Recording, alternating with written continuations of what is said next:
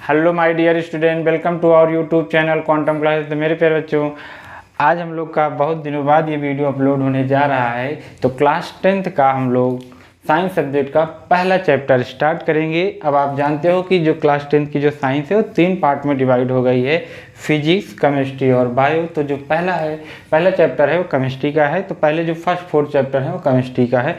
आप जानते हो कि जो साइंस का पेपर है वो 80 मार्क्स का आता है। तो जैसे कि केमिस्ट्री जो हो गया आपका 24 मार्क्स का हो जाएगा, फिजिक्स जो है आपका 26 हो जाएगा, जो बायो है थोड़ा इसका ज़्यादा आता है, कितना 30 मार्क्स का।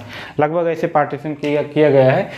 तो देखो मेरे प्यारे बच्चों कि जो बच्चों को केमिस्ट्री थोड़ा टफ लगती है, तो कैसे हम लोग 24 आउट ऑफ 24 ला पाएँ, 24 में 24 कैसे ला पाएंगे। तो जब अच्छे से पढ़ेंगे, अच्छे से आप नोट्स बनाएंगे, अच्छे से रिवीजन करेंगे, तब आप जाके बिना किसी हिचकिचाहट के, बिना किसी परेशानी के आप 24 आउट ऑफ 24 ला पाएंगे। ठीक है, एकदम बेसिक से स्टार्ट करेंगे, आराम से पढ़ेंगे। ठीक है, आराम से चीज़ों को समझेंगे, सीखेंगे, एकदम जीरो से। ऐसी कोई बात नहीं है कि अभी तो हमको आ ही नहीं रहा है तो नहीं आएगा, ऐसा कोई नहीं है। सब स्टार्टिंग से ही सभी लोग सीखते हैं, धीरे धीरे सीखेंगे। बस आप लोग का काम यह है कि ये वीडियो जो है ज़्यादा से ज़्यादा शेयर करो, ताकि और बच्चों के पास पहुंच पाए और वो भी सीख पाएँ और वो भी साइंस में 80 आउट ऑफ 80 ला पाएँ। ठीक है, तो चलो हम लोग स्टार्ट कर रहे हैं। पहला चैप्टर क्या है, केमिकल रिएक्शंस एंड इक्वेशन। तो देखो मेरे प्यारे बच्चों, केमिकल रिएक्शन एंड इक्वेशन को पढ़ने से पहले हम लोग देखेंगे चेंजेस। क्या देखेंगे भाई? चेंज। अब आप जानते हो चेंज क्या होता है। चेंज का मतलब है बदलना। चेंज का मतलब क्या होता है बच्चों? बदलना। तो जो चेंज है वो 2 टाइप का है। चेंजेस कितने टाइप के होंगे भाई? 2 टाइप के होते हैं, फिजिकल चेंज और एक आपका क्या हो जाएगा, केमिकल चेंज। केमिकल चेंज, ठीक है। कितने टाइप के चेंज होते हैं? फिजिकल चेंज और केमिकल चेंज। आपको जो मेजर फोकस करना है वो केमिकल चेंज पे करना है। फिजिकल चेंज बस ऐसे जान लो कि जो फिजिकल चेंज होता है बच्चों, इसमें कोई न्यू सब्सटेंस फॉर्म नहीं होता। मतलब ऐसा चेंज है जिसमें कोई न्यू पदार्थ नहीं बनता। न्यू पदार्थ मतलब न्यू ऑब्जेक्ट या न्यू चीज़ें इसमें फॉर्म नहीं होती। इसमें क्या चेंज होता है? इसमें आपका शेप चेंज हो जाता है। शेप मतलब उसका आकार या साइज चेंज हो जाएगा, या फिर समझ लीजिए कि बॉइलिंग पॉइंट या फिर उसका स्टेट बदल जाएगा। ठीक है, इसमें क्या होगा, उसका स्टेट चेंज हो जाएगा, एक्सेट्रा, यही सब आता है। ठीक है, तो फिजिकल चेंज में आपका क्या होता है, उसके शेप, साइज या फिर उसका स्टेट बदल जाता है। जैसे मेल्टिंग ऑफ आइस, एग्जाम्पल क्या हो जाएगा बच्चों? मेल्टिंग ऑफ आइस, जो आपका बर्फ जो पिघलती है वो किस टाइप का चेंज है? तो फिजिकल चेंज है। कैसे हुआ कि जो आइस का जो फार्मूला है वो बस यही, जैसे वाटर का जो फार्मूला होता है H2O, ठीक वही आइस का भी फार्मूला होता है। बस चेंज है कि ये सॉलिड स्टेट में रहता है। अब ये चेंज हो गया किसमें? पानी में। फार्मूला वही रहेगा, जिससे बना है वही है। ठीक है, धीरे धीरे आप लोग जानने लगो ये सब कैसे हम लोग लिखते हैं। फार्मूला थोड़ा बहुत याद होगा, वाटर का फार्मूला सबको याद होगा। वाटर का फार्मूला क्या होता है? H2O, जिसे हम लोग ये हाइड्रोजन और ऑक्सीजन 9th में तब पढ़ लिए होंगे। नहीं पढ़े हैं तो आप लोग अच्छे से सीख लेंगे। क्या कि जो एलिमेंट है, जैसे 118 एलिमेंट होते हैं, तो उसमें से आपको क्या करना है, 1 to 30 एलिमेंट का सिंबल और एटॉमिक नंबर लर्न करके रखना है। ठीक है, एटॉमिक नंबर ना लर्न हो तो सिंबल तो लर्न होना चाहिए। ठीक है, तो थोड़ा समझने में आपको आसान रहेगा। नहीं लर्न होगा तब भी कोई दिक्कत नहीं, धीरे धीरे हम लोग समझेंगे। जैसे ये H मीन्स हाइड्रोजन होता है, O मीन्स ऑक्सीजन होता है। तो जब ये दोनों मिल गया तो ये पानी का फार्मूला वाटर का हो गया। ठीक है, इसको केमिकल फार्मूला बोलते हैं। तो जो वाटर और आइस का जो फार्मूला है सेम ही है, बस स्टेट में चेंज है। ये लिक्विड स्टेट होता है, ये सॉलिड स्टेट। अभी ये सब जानने लोगे। तो मेल्टिंग ऑफ आइस आपका कौन सा चेंज होगा? फिजिकल चेंज होगा। ठीक ऐसे इवोपरेशन ऑफ वाटर,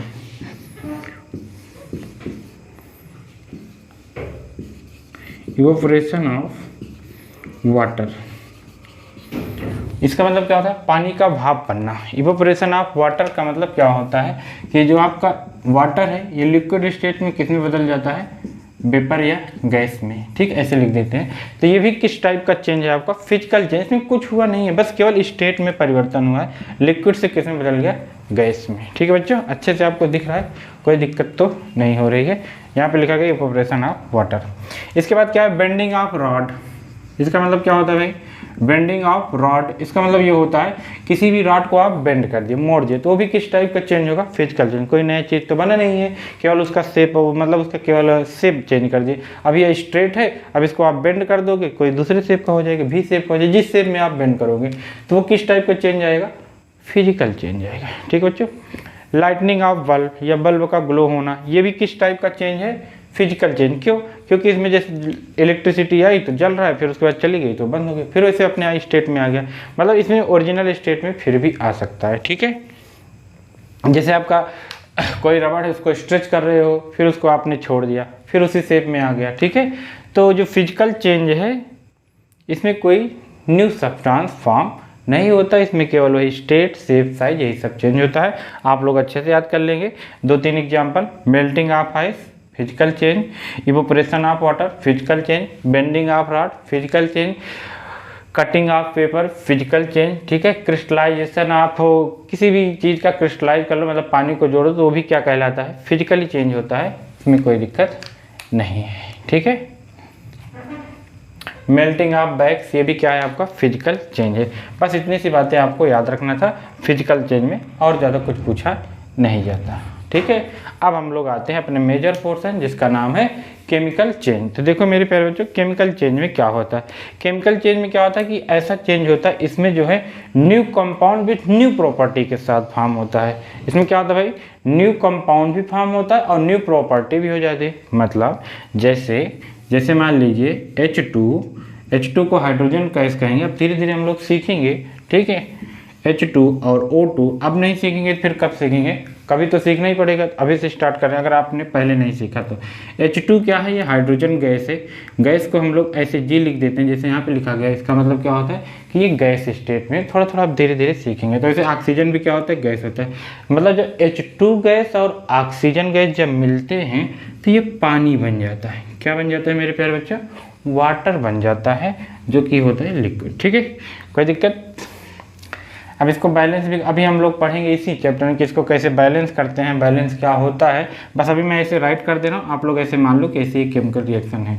बस हम लोग को तो ये सीखना है कि ये केमिकल चेंज में क्या होता है। केमिकल चेंज में क्या होता है, कोई 2 या 2 से ज़्यादा सब्सटेंस या ज़्यादा चीज़ें जो है मिल के एक या एक से कोई ज़्यादा चीज़ बने, कोई नया चीज़ बने, लेकिन जो इसकी प्रॉपर्टी है और इसकी पूरी डिफरेंट है, न्यू प्रॉपर्टी के साथ फॉर्म हो, तो ये चेंज क्या कहलाता है, केमिकल चेंज आपका कहलाता है। जैसे ये ऑक्सीजन है, ऑक्सीजन की प्रॉपर्टी होती है कंबंशन को सपोर्ट करना, मतलब आग को जलाने में सहायता करता है, लेकिन ये जो पानी है ये क्या करता है, आग को बुझाने में सहायता करता है। दोनों को क्या है, डिफरेंट प्रॉपर्टी है। ठीक है, तो ये जो चेंज हुआ इधर से इधर, ये जो चेंज हुआ इसी को हम लोग कहते हैं केमिकल चेंज। तो केमिकल चेंज में आपने क्या सीखा बच्चों, कि इसमें कोई न्यू सब्सटेंस फॉर्म होता है विथ न्यू प्रॉपर्टी के साथ। अब आपको क्या याद करना है, एग्जाम्पल। समझ गए भाई, इसमें क्या होगा कि ओल्ड बॉन्ड ब्रेक। अब ये देखो ओल्ड बॉन्ड क्या मैंने नाम लिया कि ओल्ड बॉन्ड इज ब्रोकन। जैसे देखो ये O2 है ना, ये ऐसे बना होता है, मतलब ये जो O है किसी बॉन्ड से अट्रैक्ट, मतलब किसी फोर्स से अट्रैक्ट रहता है, उसी को हम लोग केमिकल बॉन्ड कह देते हैं। तो ये बॉन्ड है। ठीक है, धीरे धीरे आगे आगे ऐसे सीखते चलोगे, अपने आप बोलने लगोगे कि ये जो बॉन्ड है ब्रेक होगा तो ये इसके साथ जुड़ेगा। अब इसके साथ जुड़ा हुआ मतलब ये ऐसे है ना, ऐसे करके कुछ रहता है, तो ये इसके साथ ये जुड़ गया तो ये न्यू बॉन्ड फॉर्म हो गया। मतलब ओल्ड बॉन्ड क्या, इसके बीच टूटा तो इनके बीच बना तो ये न्यू बॉन्ड फॉर्म हो गया। तो इसमें ऐसे भी याद रखो कि न्यू बॉन्ड का ओल्ड बॉन्ड इज ब्रोकन होगा, न्यू बॉन्ड इज फॉर्म होगा, तो क्या कहलाएगा आपका केमिकल चेंज कहलाता है। ठीक है भाई, तो अब इसके एग्जाम्पल आपके क्या होंगे केमिकल चेंज के। तो पहला तो आप देखिए, पहले चेंज क्या होगा भाई, केमिकल रस्टिंग ऑफ आयरन, जो आप जानते हो आपके घरों में रहता है, हर जगह ही रहते हैं। रस्टिंग ऑफ आयरन में का मतलब क्या होता है बच्चों, रस्टिंग ऑफ आयरन का मतलब ये होता है कि लोहे में जंग लगना, रस्टिंग ऑफ आयरन। अब इसमें क्या हो जाता है कि जो आयरन है उसमें रस्ट लग गया, तो वो कोई दूर, पहले तो आयरन था अब रस्ट लग जाता है, तो देखते हो ब्राउन कलर की लेयर बन जाती है, तो वो क्या हो गया, डिफरेंट चीज़ हो गई, तो क्या कहलाता है रस्टिंग ऑफ आयरन। किस टाइप का चेंज है, केमिकल चेंज है। ऐसे burning of candle, burning of paper, ये सब किस टाइप का चेंज है भाई, केमिकल चेंज। क्यों है? क्योंकि इसमें न्यू सब्सटेंस फॉर्म हो गई। ठीक है, जैसे मान लीजिए जब आप पेपर जलता है, कार्बन उसमें रहता है, कार्बन प्लस CO2 क्या फॉर्म, कार्बन प्लस O2 क्या बन जाता है? CO2। तो इसमें देखो ये न्यू सब्सटेंस फॉर्म होता है, इसी को हम लोग क्या कहते हैं? केमिकल चेंज कहते हैं। मान लो कोई भी मेटल है, अभी ये भी आगे जान जाओगे, कोई दिक्कत नहीं है। जैसे कोई मेटल है, किसी एसिड के साथ रिएक्ट कर गए तो ये क्या बना दिया? हाइड्रोजन गैस निकाल दिया प्लस H2 गैस। ठीक है, तो ये भी क्या हो गया? केमिकल चेंज हो गया। आ रहा है मेरे पास? तो आप लोग कैसे याद करोगे केमिकल चेंज में? कि इसमें कोई न्यू सब्सटेंस फॉर्म हो जाता है, जैसे rusting of iron, burning of paper, burning of candle, किसी मेटल के किसी एसिड के साथ रिएक्शन है तो आपको दिख ही रहा है, तभी ये फॉर्म बन रहा है। ठीक है, तो अब हम लोग जितना भी पढ़ेंगे सब केमिकल चेंज ही पढ़ेंगे। ठीक है, इसी केमिकल चेंज के प्रोसेस को ही क्या कहते हैं हम लोग? Chemical reaction. जो केमिकल चेंज होता है इन्हीं को क्या कहा जाता है? Chemical reaction. ठीक है, और इन्हीं केमिकल रिएक्शन को हम लोग एक शॉर्ट फॉर्म में रिप्रेजेंट कर देते हैं, तो वही क्या कहलाता है? Chemical equation. शॉर्ट फॉर्म में इक्वेशन के फॉर्म में रिप्रेजेंट कर दो तो वो चीज़ें क्या कहलाने लगती हैं? Chemical equation. अब केमिकल इक्वेशन आपकी दो टाइप की होगी, वर्ड इक्वेशन और फार्मूला इक्वेशन या सिंबल इक्वेशन। तो ज़्यादा मैं कुछ लिखवा नहीं रहा हूँ, लिखी सब बुक में लिखा है, केवल आपको सुन के याद करना है, दिमाग को अपने सेट करना है, तो इसीलिए बस देखते चलो बस केवल। ठीक है, तो फिजिकल चेंज एक बार रिवाइज, जिसमें कोई न्यू सब्सटेंस नहीं फॉर्म होता, शेप साइज स्टेट चेंज होता है। इसमें क्या होता है? आपका न्यू सब्सटेंस फॉर्म हो जाता है। जो न्यू सब्सटेंस फॉर्म होता है उसकी प्रॉपर्टी जो है डिफरेंट होती है पुराने वाले जिससे हम लोग मिलाते हैं। ठीक है भाई, अब रस्टिंग ऑफ आयरन हो गया, कार्बन को पेपर का जलना हो गया, कैंडल का जलना हो गया, और किसी भी मेटल का किसी एसिड के साथ रिएक्शन हो गया, ये सब आपका क्या होता है भाई? केमिकल चेंज होता है। ठीक है, तो चलो अब हम लोग देखते हैं। अच्छा, इसी केमिकल चेंज को के प्रोसेस को क्या कहा जाता है? केमिकल रिएक्शन कहा जाता है। केमिकल रिएक्शन को शॉर्ट फॉर्म में रिप्रेजेंट करना या फिर उसको इक्वेशन के फॉर्म में रिप्रेजेंट करना क्या कहलाता है? Chemical equation. दो टाइप का होता है, दो टाइप से लिखते हैं, एक वर्ड में मतलब जैसे हाइड्रोजन है, इंग्लिश में लिख दो hydrogen plus oxygen gives water. ठीक है, अब ये सब चीज़ जान लो। क्या ये जो एरो है ये इसको बोलते हैं गिब्स या टू फॉर्म। एरो क्या पढ़ते हैं? ऐसे देखो, इसको रीड कैसे करेंगे? देखो ये सब यहीं सीख लो, ज़्यादा पिचाल करने की क्या जरूरत है। क्या है भाई? हाइड्रोजन और ये प्लस मतलब hydrogen react with oxygen, plus का मतलब कि ये दोनों रिएक्शन कर रहे हैं। ठीक है, तो हाइड्रोजन और ऑक्सीजन की जब रिएक्शन हुई इसको कहते हैं टू फॉर्म या टू गिव्स या इज इक्वल, जो भी कहो, तो आप ज़्यादा से ज़्यादा बढ़िया सबसे बेटर है टू गिव। क्या? H2 plus O2 react to give to form water, ऐसे आप बोलना सीख जाओ। अब जिसको रिएक्ट कराते हैं इनिशियली उसको रिएक्टेंट कहते हैं। इनको हम लोग क्या कहते हैं बच्चों? रिएक्टेंट कहते हैं। और जो नई चीज़ फॉर्म होती है उसको प्रोडक्ट कहते हैं। मान लो कभी दो प्रोडक्ट फॉर्म होगा तो प्लस साइन से उसको भी लिख देंगे। तो यहाँ पे प्लस साइन का मतलब होता है कि ये दो चीज़ डिफरेंट, मतलब अलग अलग चीज़ें हैं। ये दो रिएक्टेंट हैं। जो एरो की जो LHS साइड है, रिएक्टेंट मतलब जो लैब में आप कभी जाओगे तो जो वहाँ रिएजेंट निकालते हो तो उनको रिएक्टेंट कहते हैं। फिर टेस्ट ट्यूब या फिर जिसमें बीकर में मिलाए फिर हीट उट किए तो जो न्यू चीज़ फॉर्म हुई उसे हम लोग प्रोडक्ट कहते हैं। तो उसको हम लोग कॉपी में कैसे लिखते हैं? इस तरह लिखते हैं कि ये एरोस के LHS साइड प्रोडक्ट होता है, रिएक्टेंट होता है, ये रिएक्टेंट, और उधर वाला RHS साइड वाला प्रोडक्ट होता है। ठीक है बच्चों, तो सिम्बॉलिक फॉर्म या फार्मूला इक्वेशन एक होता है, एक वर्ड वाला। तो एक बार मैं दिखा दे रहा हूँ आपको, ज़्यादा कोई परेशानी वाली बात नहीं है, अच्छे से एकदम आराम से पढ़ेंगे, सीख जाएंगे। अभी पहला बार है, मतलब पहली बार है तो थोड़ा दिक्कत होगी, नहीं तो सब सही हो जाएगा। जैसे उन्होंने कहा, क्या कहा कि मैग्नीशियम रिबन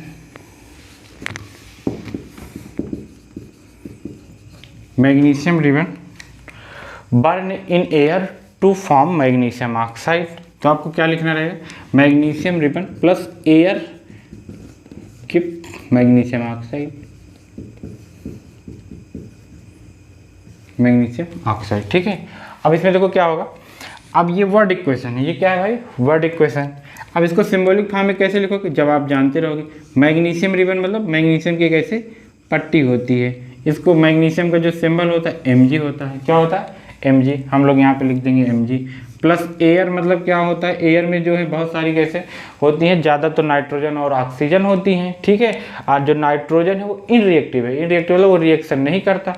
तो एयर से रिएक्शन कराना मतलब हम लोग क्या करेंगे, ऑक्सीजन के रिप्रेजेंट करते हैं। क्यों? क्योंकि मैंने क्या बताया कि जो 71% नाइट्रोजन होती है बहुत कम, ये मतलब इनर्ट गैस है। इनर्ट मतलब क्या, हाँ एक चीज़ और नाम आ गया, क्या, इनर्ट। अब ऐसे धीरे धीरे सीखेंगे। इनर्ट, तो इनर्ट का मतलब ये होता है निष्क्रिय, मतलब जो रिएक्शन में पार्टिसिपेट ना करें। तो ये जो नाइट्रोजन है वो इनर्ट गैस होती है। अब इनर्ट का मतलब समझ गए, ये निष्क्रिय होगी, रिएक्शन में पार्टिसिपेट नहीं करेंगी। फिर इसके बाद आपका आता है क्या कि 71% ये, तो कुछ 26 कितना परसेंट आपका ऑक्सीजन होता है, ठीक है, जो भी होता होगा। तो जितना परसेंट आपका ऑक्सीजन है वही ऑक्सीजन रिएक्ट करता है। बाकी स्मॉल अमाउंट में CO2 और H2 ये सब है, उससे आपको कोई फर्क नहीं पड़ता। तो एयर का मतलब क्या हो जाएगा भाई, आपको O2 दिखाना रहेगा। तो ये क्या हो गया आपका MgO। अब ये फार्मूला कैसे लिखा गया मैग्नीशियम ऑक्साइड का, ये आपने 9th में सीखा था कि how to write chemical formula, ठीक है। घबराने की कोई बात नहीं है। जिन बच्चों को नहीं आता ये कैसे लिखा गया, अभी मैं सब बता रहा हूँ कि कैसे लिखेंगे, ठीक है। तो कंपाउंड जैसे मान लो आपने 9th में पढ़ा होगा, 2 टाइप का होता है, कोवैलेंट, एक आयनिक। आयनिक क्या होता है, जो मेटल और नॉन मेटल से मिलके बना होता है, जो मेटल है नॉन मेटल से मिलके बना होता है। और जो मेटल पे चार्ज होता है वो प्लस का चार्ज होता है, कटायन फॉर्म करता है। जो नॉन मेटल होता है वो एनायन फॉर्म करता है, माइनस चार्ज होता है। तो ये मतलब आयनिक कंपाउंड फॉर्म होता है मेटल और नॉन मेटल से, मतलब कटायन और एनायन से। तो ये 9th में तीसरा चैप्टर था, उसी में बहुत अच्छे से हम लोग फार्मूला राइट करना सीखे थे कि जैसे Mg पे चार्ज होता है 2+ और ऑक्सीजन पे चार्ज होता है 2-। जब दोनों का चार्ज इक्वल होगा तो हम लोग ऐसे चिपका लेते हैं, ये बन गया मैग्नीशियम ऑक्साइड। जैसे मान लीजिए आपने Mg पे चार्ज याद हो गया 2+ और Cl पे -1, तो ये हो गया MgCl2, तो ये मैग्नीशियम क्लोराइड। इस तरह आप फार्मूला लिखना बहुत अच्छे से जानते हो, ठीक है। जो बच्चे नहीं जानते हैं वो क्या करेंगे, धीरे धीरे अब सीखेंगे, और क्या करेंगे, और तो कुछ कर नहीं सकते सीखने के अलावा, तो सीखेंगे ही, पर कहाँ से सीखेंगे, ऐसे धीरे धीरे सीखेंगे।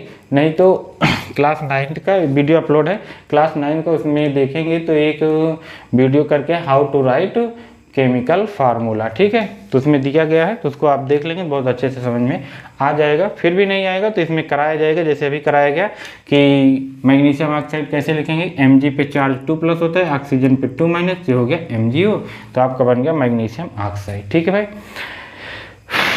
अब देखो, अब यहाँ पे क्या हो गया कि ये आपकी केमिकल रिएक्शन तैयार हो गई। आपने क्या किया, वर्ड से सिंबल फॉर्म में लिख दिया। इसको और इन्फॉर्मेटिव बनाने के लिए इनका स्टेट लिख देते हैं। स्टेट को हम लोग यहाँ नीचे लिखते हैं, जैसे देखो यहाँ साइड में देख लो भाई, Mg का जो स्टेट होता है, जितने भी मेटल होते हैं वो सभी सॉलिड होते हैं एक्सेप्ट मरकरी। मरकरी आपका सिंबल जो होता है Hg होता है, ये लिक्विड स्टेट में पाया जाता है, बाकी सारे मेटल सॉलिड में पाए जाएंगे। तो Mg मेटल है तो यहाँ यस लिख दिया गया। एस मीन्स क्या होगा, सॉलिड। इसका मतलब क्या होता है मेरे प्यारे बच्चों, सॉलिड। फिर इसके बाद जैसे कोई लिक्विड होगा तो वहाँ पे यल लिख देंगे, यहाँ पे क्या लिख दोगे, लिक्विड। जैसे कोई गैस स्टेट में होगा तो वहाँ शॉर्ट फॉर्म नीचे यहाँ पे जी लिख देंगे, क्या होगा, गैस। एक और होता है एक्वस। इसका मतलब क्या है कि वो किसी सोल्यूशन में प्रेजेंट है, ज़्यादातर सॉल्वेंट पानी लेते हैं, तो इसका मतलब ये पानी में रिप्रेजेंट है, एक्वस। इसको क्या लिखा जाता है, एक बार AQ मतलब एक्वस, ठीक है। तो अभी ये क्या है, सॉलिड है, ये क्या है, गैस है, और ये भी आपका सॉलिड रहता है, तो ऐसे लिखेंगे, ठीक है बच्चा। तो ये आपका क्या हो गया, ये मैंने स्टेट लिख दिया इन्फॉर्मेटिव बनाने के लिए। फिर इसके बाद आएगा कि कैरेक्टरिस्टिक्स ऑफ केमिकल रिएक्शन। तो 5 कैरेक्टरिस्टिक्स हैं, वो मैं आपको बता दे रहा हूँ, कैरेक्टरिस्टिक्स ऑफ केमिकल रिएक्शन। तो 5 कैरेक्टरिस्टिक्स हैं, वो देख लीजिए क्या होती है। 5 कैरेक्टरिस्टिक्स में आपका क्या क्या आ जाएगा,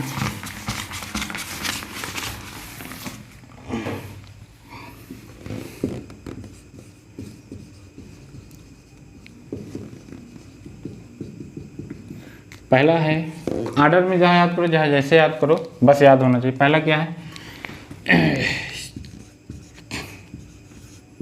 चेंज ऑफ स्टेट, स्टेट का बदलना।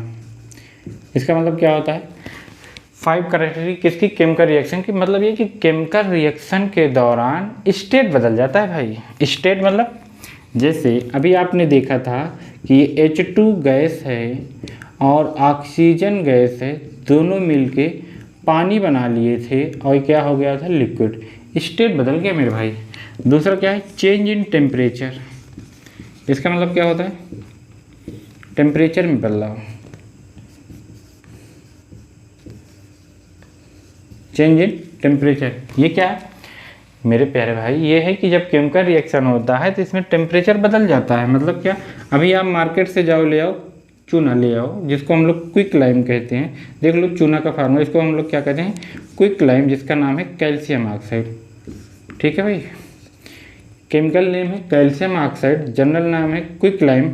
मार्केट में इसको ले आए आप, मतलब मार्केट से ले आए, आपने इसको ड्रम में घोला, कहीं भी किसी में भी घोले तो पानी में घोला गया तो ये आपका क्या, ये सॉलिड रहेगा, लिक्विड रहेगा। घोल दिए तो आपका ये बन जाता है क्या, CaOH का होल ट्वाइस सेलेक्ट रहे। अब ये कस रहेगा, क्यों, क्योंकि पानी में घोल दिया भाई। तो अब इसमें जाके देखो ना, उसको टच करोगे तो हीट गर्म हो गया, आपका हाथ चल जाएगा। क्यों क्यों क्यों क्यों हुआ, क्योंकि उसका टेम्परेचर बढ़ गया। टेम्परेचर क्या हो गया, बढ़ गया। पहले कुछ था, अब कुछ हो गया, टेम्परेचर चेंज हो गया। तो आपने क्या सीखा कि केमिकल रिएक्शन के दौरान टेम्परेचर चेंज हो जाता है, घट जाता है या बढ़ जाता है। जैसे आपके हाथ में पेट्रोल पड़ता है तो आपको ठंडा लगता है तो कम हो गया। तीसरा, चेंज इन कलर। तीसरा क्या होगा बच्चों, चेंज इन कलर। इसका मतलब क्या होगा, इसका मतलब ये होगा कि जब आप कोई केमिकल रिएक्शन करा रहे हो तो इसमें कलर भी चेंज हो जाता है। हो भी सकता है, नहीं हो सकता, लेकिन ये जानो कि हो जाता है। ठीक है, अब कैसे कैसे कैसे, अभी आप लोग पढ़ोगे कि लेड नाइट्रेट को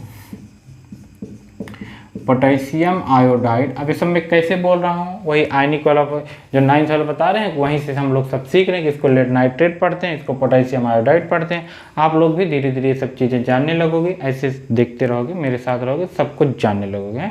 कहते नहीं संगत का असर पड़ता है तो पढ़ने लगेगा। तो ये लेड नाइट्रेट है, ये पोटेशियम आयोडाइड। तो जब इसकी रिएक्शन कराते हैं तो ये लेड आयोडाइड बनता है और पोटेशियम नाइट्रेट। ठीक है, ये सब रिएक्शन आपको याद करने की ज़रूरत नहीं, बस केवल अभी जानो। क्या जानो कि कैरेक्टरिस्टिक्स का मतलब क्या होता है, केमिकल रिएक्शन, मतलब केमिकल रिएक्शन के कैरेक्टरिस्टिक। तो इसमें ये है कि जैसे केमिकल रिएक्शन हो रहा है तो चेंज ऑफ स्टेट, मतलब स्टेट बदल जाएगा। लिक्विड से सॉलिड, सॉलिड से लिक्विड या गैस, जो भी कुछ भी स्टेट बदल जाएगा। टेम्परेचर कम भी हो सकता है, ज़्यादा भी हो सकता है। फिर उसके बाद क्या हुआ, कलर चेंज हुआ। जैसे देखो यहाँ पे कलरलेस है और ये येलो कलर का होता है। PbI2 कैसे होता है, येलो कलर का। जानते हो आप केमिकल कलर किससे बनाया जाए, केमिकल से ही। तो केमिकल रिएक्शन होगी तभी तो बनेगा। ठीक है कि नहीं, अच्छे से आप लोग को दिख रहा है। तो एक केमिकल रिएक्शन के दौरान कलर भी चेंज हो जाता है। तो कितने हुए भाई, 1 2 3 और ये 3 हुए।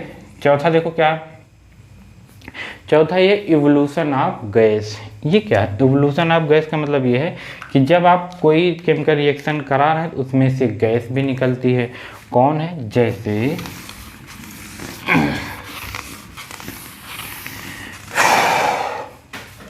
फोर्थ प्रॉपर्टी क्या है मेरे प्यारे बच्चों, evolution of gas. Evolution of gas मतलब जैसे आपने क्या किया कि कैल्शियम कार्बोनेट को जब आपने हीट कर दिया, अब ये सब जानोगे, याद ना करो, बस ये जानते रहो कि केमिकल रिएक्शन के दौरान गैस निकलती है। देखो जब इसको हीट किया ये गैस निकल गई। अभी मैंने आपको बताया नहीं था कि मेटल का जब हम लोग हाइड्रोक्लोरिक एसिड के साथ कराते हैं तो इसमें क्या निकलती है, हाइड्रोजन गैस निकलती है। मतलब इसमें गैस का इवोल्यूशन होता है। ठीक है, तो आपने क्या सीखा कि किसी भी केमिकल रिएक्शन के दौरान गैस का निकलना, मतलब गैस भी बनती है। पांचवी है जो लास्ट है, उसमें क्या होता है, फॉर्मेशन ऑफ प्रेसिपिटेट। ये क्या बोल रहे हैं सर जी, गैस तो मान लो हम लोग जानते थे, पर ये प्रेसिपिटेट क्या है, अभी बता दे रहा हूँ। Formation of